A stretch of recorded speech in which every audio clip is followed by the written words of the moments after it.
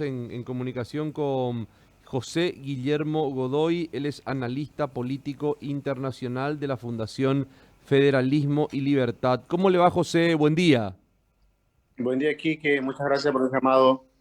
Bueno, podemos decir de que está brevemente de paso por nuestro país y bueno, hacerle un par de consultitas puntuales y breves, por sobre todo con su experiencia de analista político internacional.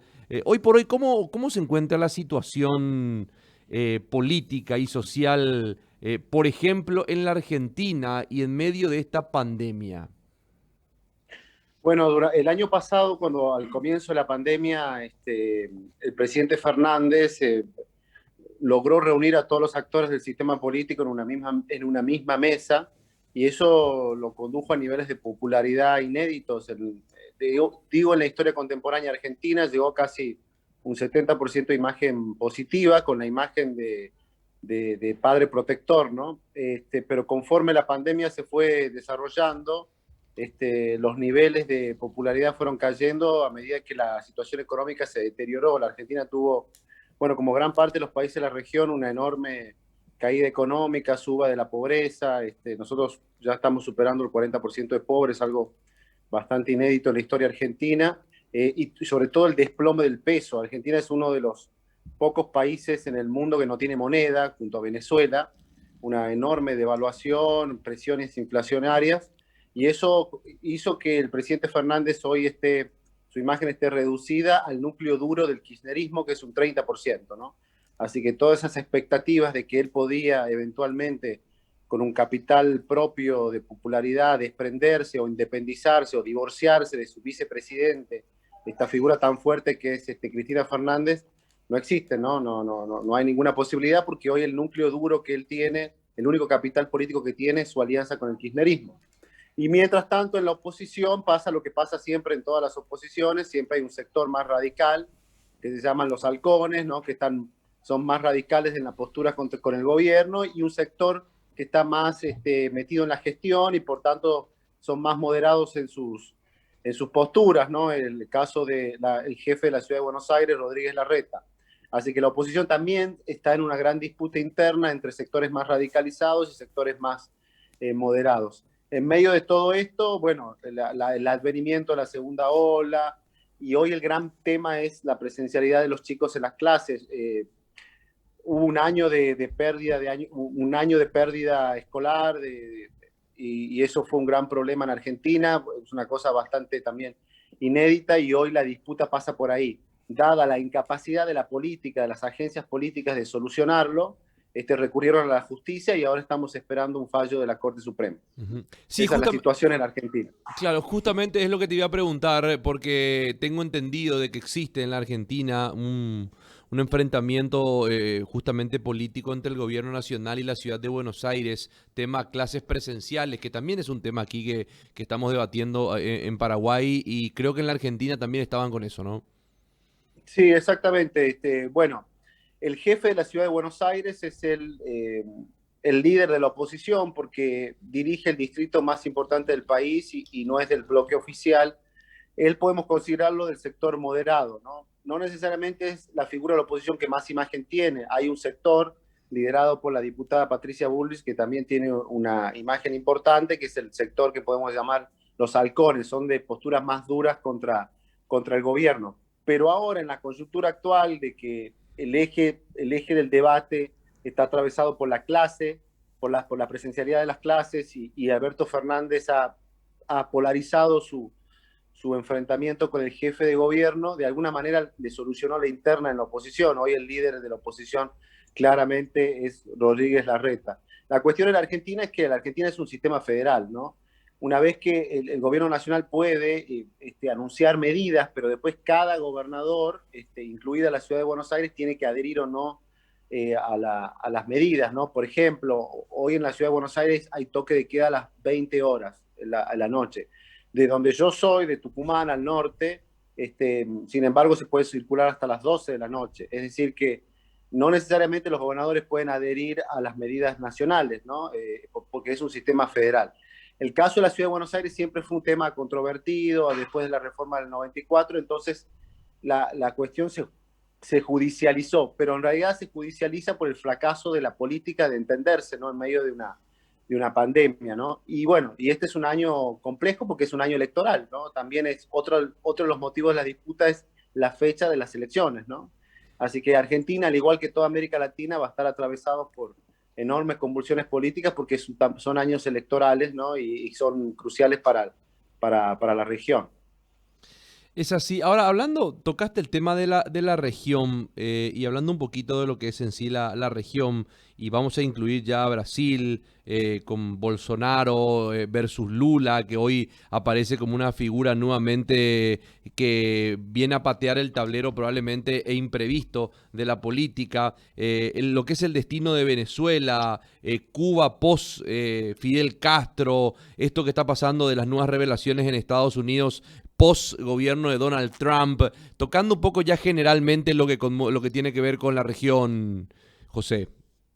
Sí, bueno, la región va a tener un año complejo porque hay un cronograma electoral en medio de una pandemia, ¿no? Por ejemplo, el caso de México, elecciones a mitad de año, el caso peruano, la segunda vuelta el 5 de junio, el caso chileno que está atravesado por la cuestión de la constituyente, bueno, lo que pasó en Ecuador, el factor de Venezuela, que aún en épocas de pandemia los venezolanos siguieron migrando, por ejemplo, llegaron 300.000 venezolanos nuevos a Perú, ya hay 1.200.000 venezolanos en Perú y dentro de poco va a ser una fuerza política importante y el factor venezolano va a atravesar la segunda vuelta entre Castilla y Keiko Fujimori. Eh, y lo que ha pasado es que en líneas generales es la emergencia de liderazgos un tanto extremos, ¿no? Cuando emergen liderazgos extremos, lo que se deteriora es el sistema democrático, lo que pasa con López Obrador en México, lo que pasa con Bolsonaro en Brasil, lo que ahora Perú va a dirimir entre dos liderazgos extremos, digamos, uno representa la figura del padre en los 90 de Fujimori, con enormes violaciones a los derechos humanos, y por otro lado Castilla, este hombre del interior que representa, vinculado a los grupos como Sendero Luminoso, o sea, este, entonces cuando hay un fracaso de los liderazgos moderados, la democracia se deteriora, ¿no? Cuba y Venezuela siguen teniendo una enorme influencia en la región.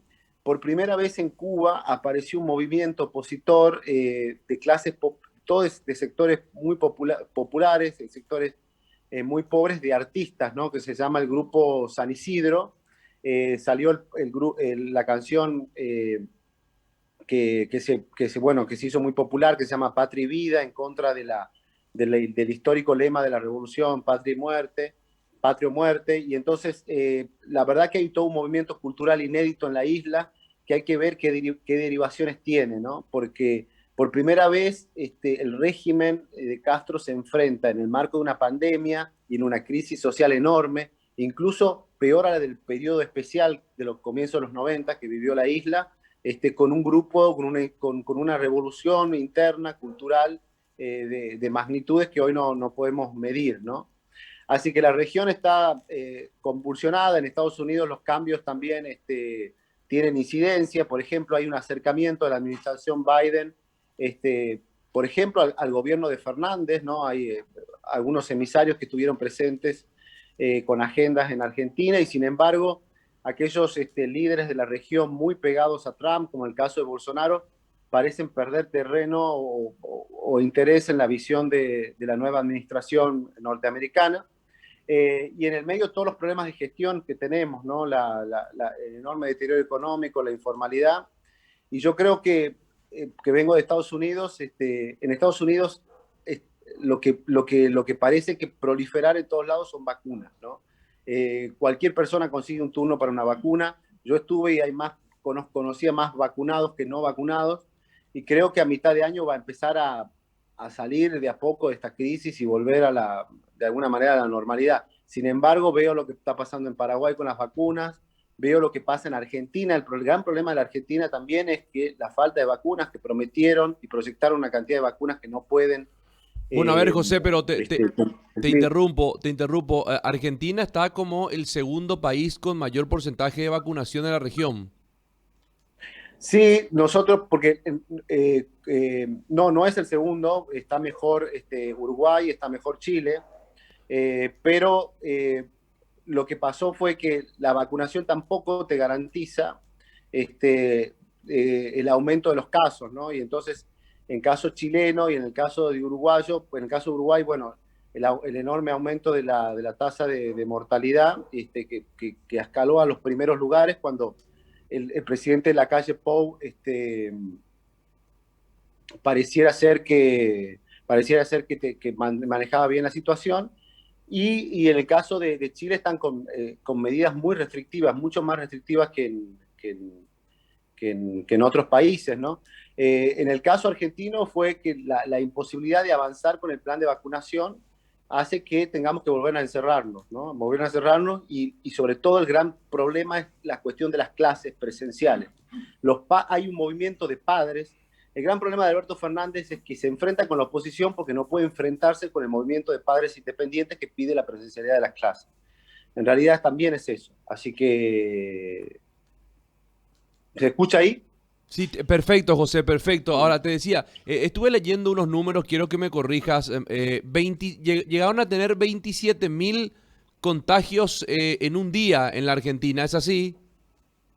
Sí, sí, es así. Bueno, por ejemplo, en provincias como Tucumán, que es una provincia muy chica, el año pasado llegamos a tener 1.000 casos por día, y ahí recién tomaron medidas más restrictivas, ¿no? Los casos están aumentando mucho, y el gran problema es que en realidad todos los problemas de la región nadie pudo superarlo de alguna manera, o sea, ningún líder político, porque el gran dilema de la pandemia es el que se, se, se torna a favor de la salud, es el verdugo en la parte económica. Argentina viene de años de recesión, de crisis muy profunda, y entonces en el medio de una pandemia esto se ha deteriorado aún más. Por eso hubo un gran movimiento, digamos, social en contra de estas restricciones, y esto va a seguir. Lo que pasa es que es un año electoral donde se define muchísimo, y el gobierno de Fernández no quiere llegar con números tan malos hasta las elecciones. Por eso, uno de los grandes debates también fue las fechas de las PASO, eh, que si se hacen en agosto, el gobierno quería correrlas, quería retrasarlas un poco más, de manera tal de tener más margen para una recuperación, incipiente recuperación económica, ¿no? Que en Ujú. realidad el contexto internacional le favorece, porque subieron los precios de los commodities, el precio de la soja, etcétera, le favorece. Pero ni aún el precio de la soja puede levantar esta situación económica tan terrible, Ujú. ¿no? Así que es verdad que Argentina comparativamente tiene un sistema de salud más robusto, por ejemplo, que el de Paraguay, por ejemplo, que el de Perú. Ahora, José, Y entonces, sí. por mi parte, al menos porque quiero, Mabel también te quiere hacer unas consultas, por mi parte, el sistema sanitario, el sistema de salud de Argentina, en ningún momento ha llegado al colapso, no, no ha llegado a colapsar. No soy un epidemiólogo, pero no ha llegado al colapso, ¿no? Hubo niveles de ocupación de camas muy preocupantes, pero no ha llegado al colapso. Ok. Mabel, está José Guillermo, por favor, a una consulta que tenga para él. Ante todo, un gusto tener esta comunicación con él y la consulta es la siguiente. El mal manejo de la pandemia, ya sea aquí en Paraguay, en Argentina, Perú, Brasil, ¿qué tanto compromete la figura del gobierno principalmente y del partido de gobierno el mal manejo de esta pandemia y qué tanto los puede perjudicar para elecciones posteriores? Bueno, lo que revela en gran medida es la incapacidad de nuestro liderazgo de superar situaciones de crisis. Ahora, el problema es que en todo el mundo está pasando lo mismo, o sea, no tenemos un modelo de gestión de superación de pandemia, de manera tal que tampoco podemos ser tan duros con nuestro liderazgo, ¿no? Eh, Claramente la pandemia va a producir, hace poco un periodista dijo, un periodista norteamericano dijo que va a producir más cambios que la Segunda Guerra Mundial. Bueno, básicamente se lo llevó puesto a Trump. Si no fuera por la pandemia, Trump hubiese sido reelecto. la economía norteamericana venía con niveles de crecimiento inéditos. La pandemia posibilitó la emergencia del liderazgo de Alberto Fernández en un momento dado en Argentina, con capital político propio, pero también significó su desplome en términos de imagen pública, de manera tal que la pandemia produce enormes cambios, enormes transformaciones, puede levantar líderes también como desplomarlos, pueden colapsar los sistemas de partidos, como en el caso peruano, donde ninguno de los candidatos superó el 15% de los votos, una cosa muy inédita, y puede detener procesos de enorme transformación, como el caso chileno, que venía desde fines del 2019, y sin embargo ahora como que la situación se ha apaciguado porque el punto para discutir es la pandemia, de manera tal que lo que va a pasar es que tenemos agencias políticas que no están preparadas para este nivel de crisis, y la crisis la crisis de la pandemia se va a llevar puesta a gran parte del sistema político, ¿no? A gran parte del sistema político latinoamericano, ¿no? Van a emerger nuevas figuras y fuerzas tradicionales pueden entrar en decadencia, y todo de manera efímera, todo de manera muy rápida, ¿no? ¿Cómo se recupera un político de una situación como esta, José? Bueno, yo creo que tiene que leer el clima social del momento. O sea, es bastante obvio lo que digo, pero tiene que fijarse cuáles son las preocupaciones principales de la sociedad, cuáles son las demandas. En un momento, gran parte de la pandemia en Argentina, el gran problema siguió siendo económico, y el gran problema era la seguridad, ¿no? La economía el deterioro económico llevaba a mayores niveles de inseguridad, y eso siguió siendo la principal preocupación de los argentinos, salvo al comienzo de la pandemia en marzo del año pasado. Pero cuando el principal problema de la sociedad fue la salud, la imagen de Fernández fue creciendo porque fue el padre protector que nos cuidaba, etcétera. A medida que la situación económica se fue deteriorando, la principal preocupación fue la economía, y él no pudo reaccionar a eso, o sea, no pensó políticas de apertura, su recetario siempre fue la cuarentena estricta, y bueno, eso lo llevó al desplome de su imagen pública. Ahora la oposición en Argentina también, digamos, van a tener éxito los halcones si la sociedad está más radicalizada, con más bronca.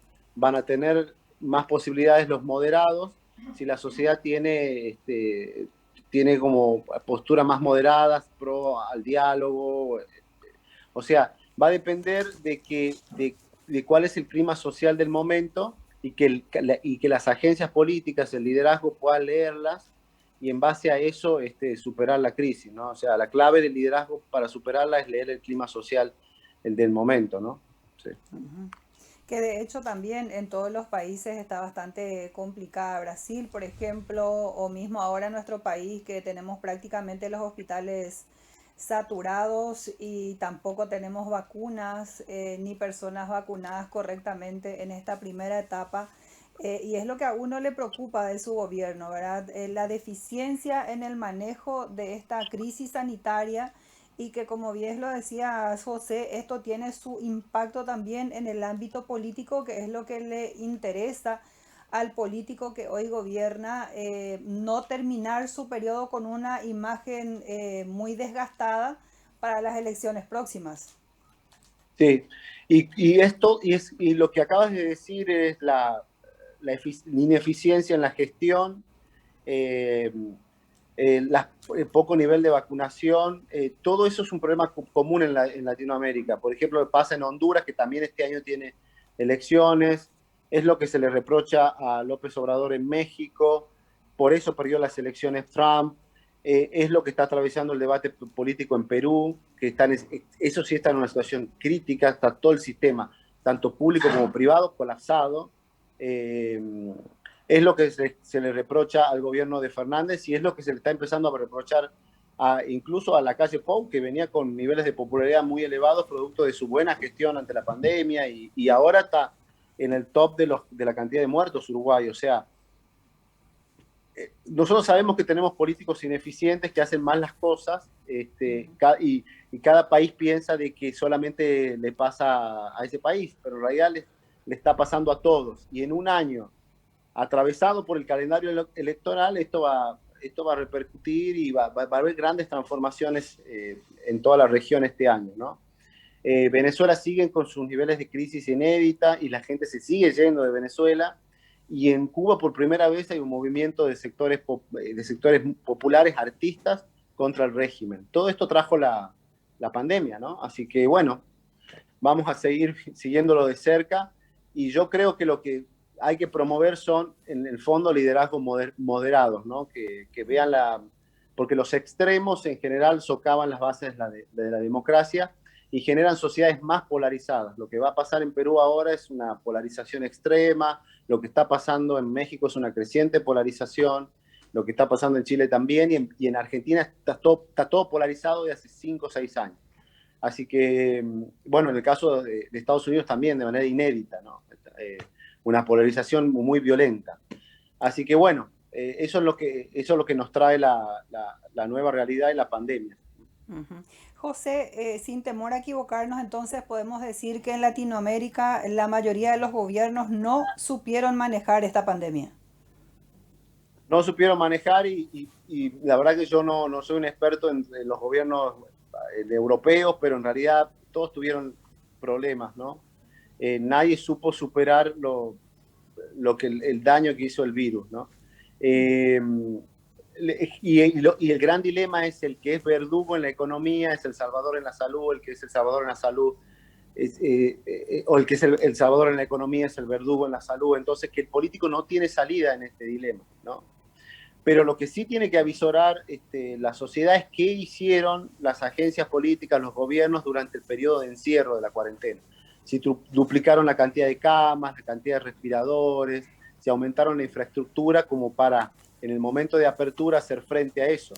Si en Argentina estuvimos encerrados un año y sin embargo el sistema de salud tiene el mismo nivel mismos niveles de respiradores, el mismo nivel de cama, la misma capacidad, quiere decir que, bueno, nos engañaron y bueno, y eso tiene que sopesar al momento de votar, ¿no?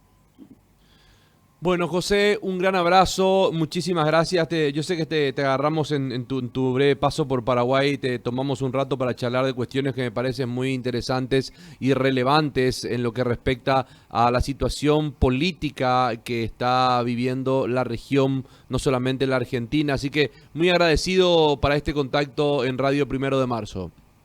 No, muchas gracias a ustedes, Quique, a todo tu panel, y gracias por el espacio. Te mando un abrazo. Otro para vos, muchísimas gracias. Bueno, José Guillermo Godoy, especialista en política internacional, dando un pantallazo general de lo que es la región y especialmente también el vecino país de la Argentina, tema vacunas, tema presidencia, tema cómo está la cuestión en la región, que repito, no solamente tiene que ver con nuestro país, sino que también con diferentes gobiernos y situaciones que se van dando a nivel regional y mundial. Vamos a una pausa, 10:30 de la mañana, y ya retornamos.